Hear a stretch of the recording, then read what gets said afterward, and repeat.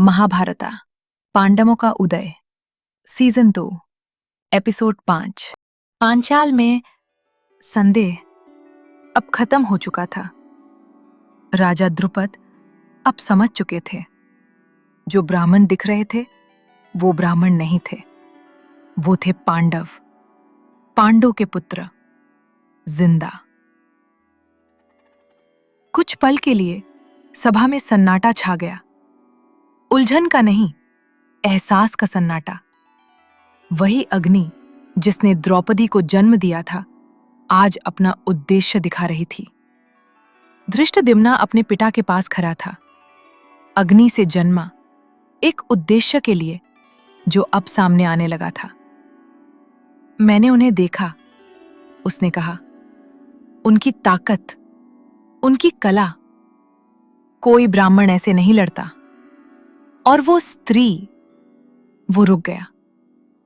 वो उनके साथ चल रही थी, जैसे कोई पराई नहीं, बल्कि उनमें से एक हो। द्रुपद ने अपनी आंखें बंद की, बस एक पल के लिए। बीता हुआ समय लौट आया। द्रोणा, कभी मित्रा, अब शत्रु। एक राज्य छिन गया और गर्व टूट गया। वो अपमान जो कभी भूला नहीं, और वो प्रतिज्ञा जो अब भी जल रही थी। लेकिन ये वो पल नहीं था, ये कुछ और बड़ा था। उन्होंने आंखें खोली, उन्हें बुलाया जाए। पांडव आए, अब छुपे हुए नहीं, ना ही भेष बदले हुए। ब्राह्मण के रूप में नहीं, राजकुमार के रूप में। कुंती उनके साथ थी। द्रौपदी शांत शक्ति के साथ खड़ी थी, सभा देख रही थी, हर कदम, हर सांस। और फिर कृष्ण वहां थे, चुप, सब देखते हुए। ना राजा के रूप में, ना मेहमान के रूप में, बल्कि उस रूप में जो पहले से सब जानता था। द्रुपद आगे बढ़े, उनकी नजर युधिष्ठिरा पर टिक गई। तुम, उन्होंने शुरू किया, लेकिन बात पूरी नहीं की। जरूरत भी नहीं थी। युधिष्ठिरा ने सर झुकाया। हम पांडु के पुत्र हैं। ना कोई भेष, ना कोई झिझक, सिर्फ सच। सभा में हल्की सी फुसहत फैल गई। जिंदा, पांडव जिंदा थे। द्रुपद के चेहरे पर बदलाव आया। ना क्रोध, ना संदेह, सिर्फ सम्मान और राहत। मेरी बेटी, उन्होंने धीरे से कहा, ये जीत किस्मत से नहीं हुई। उन्होंने अर्जुना की तरफ देखा, ये भाग्य था। उनकी नजर पांचों भाइयों पर गई, फिर कुंती पर, और आखिर में द्रौपदी पर। जो कहा गया है, उन्होंने कहा, वही होगा। और इस तरह विवाह का फैसला हो गया। चुपके नहीं, राज्य के सामने। पवित्र अग्नि जाली, मंत्रों की गूंज हुई, ऋषियों का संग हुआ। राजा देख रहे थे, कुछ स्वीकार में, कुछ आश्चर्य में। द्रौपदी, पांचाल की राजकुमारी, बानी, 5 पांडवों की पत्नी। एक एक करके वचन लिए गए, अधिकार के नहीं, धर्म के। सिर्फ इच्छा के नहीं, भाग्य के। और इस सब के बीच कृष्ण देख रहे थे, चुप, स्थिर। हल्की सी मुस्कान, आश्चर्य की नहीं, निश्चय की। जब सब विधि पूरी हुई, वो आगे बढ़े। अंत में उन्होंने पांडवों का स्वागत किया, अजनबी के रूप में नहीं, परिवार के रूप में। तुम्हारा रास्ता, उन्होंने धीरे से कहा, आसान नहीं होगा, लेकिन महान होगा। ना कोई वादा, ना कोई चेतावनी, सिर्फ सच।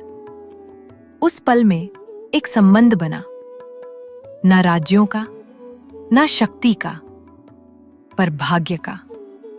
द्रौपदी अपने पतियों के साथ खड़ी थी। अब ना कोई संदेह, ना कोई भेद, बल्कि आने वाले समय का केंद्र। एक रानी 5 योद्धाओं के लिए, एक शक्ति जो इतिहास बदलेगी। और पांचाल से बाहर ये खबर फैल चुकी थी, पांडव जिंदा थे। हस्तिनापुर में सभा फिर से सन हो गई। मारे हुए लौट आए थे, कामजोर नहीं, हारे हुए नहीं, बल्कि और मजबूत, एकजुट, अटल। धृतराष्ट्र ने सुना, भीष्मा चुप रहे, विदुर ने आंखें बंद कर ली, शांत राहत के साथ। लेकिन दुर्योधन जल उठा। वो खत्म हो चुके थे, उसने कहा। सब खत्म हो गया था। लेकिन अब उसकी आवाज सख्त हो गई। वो लौट आए हैं ताकत के साथ। शकुनी आगे बढ़ा, शांत, संतुलित। अब ये सिर्फ समस्या नहीं रही, उसने धीरे से कहा, ये खतरा है। युद्ध अभी संभव नहीं था, खुलेआम नहीं, अभी नहीं। बहुत नजरें थीं, बहुत समर्थन पांडवों के साथ। इसलिए एक अलग रास्ता चुना गया। अगली सुबह विदुर पांचाल के लिए निकले, उपहार लेकर, गहने और राजसी भेंट। पांडवों ने उनका स्वागत किया, सम्मान के साथ उनके चरण स्पर्श किए। हस्तिनापुर तुम्हें बुला रहा है, उन्होंने शांत स्वर में कहा। तुरंत जवाब नहीं आया। हम राजा द्रुपद के सुरक्षा में हैं, युधिष्ठिर ने कहा। फैसला उन्हीं का होगा। द्रुपद ने कृष्ण की तरफ देखा। चुप। कृष्ण बोले, उन्हें लौटना चाहिए। और फिर कृष्ण के साथ पांडव लौट आए हस्तिनापुर, पीड़ित के रूप में नहीं, बराबर के रूप में। सभा देख रही थी, हर कदम सोचा समझा, हर नजर अर्थ से भरी हुई। और फिर एक फैसला हुआ, एकता का नहीं, बंटवारे का। राज्य बांटा जाएगा। हस्तिनापुर कौरवों के पास रहेगा और पांडवों को दिया गया एक भूमि, खांडव प्रस्था। ना कोई राज्य, ना कोई नगर, एक वीरा जमीन, सूखी, बंजर, अनछूही। एक जगह जिसे कोई राजा नहीं चाहता था। भीष्मा चुप रहे, विदुर सन रहे, कृष्ण मुस्कुराए, लेकिन युधिष्ठिर क्रोधित नहीं हुए। उन्होंने माना नहीं किया, भीमा सवाल नहीं किया, अर्जुन हिचकिचाया नहीं। युधिष्ठिर ने स्वीकार किया और समय के साथ उनका राज्याभिषेक हुआ, खांडव प्रस्था के राजा के रूप में। धूल से वो उठेंगे, शून्य से वो रचेंगे एक ऐसा राज्य जिसे दुनिया कभी नहीं भूल पाएगी। इंद्रप्रस्था अभी जन्म लेना बाकी था। कहानी जारी है। अगर आप महाभारत की इस यात्रा का आनंद ले रहे हैं तो सब्सक्राइब करना ना भूलें ऐसा हिंदू विजडम को, और हमारे साथ इस कहानी को आगे बढ़ाएं।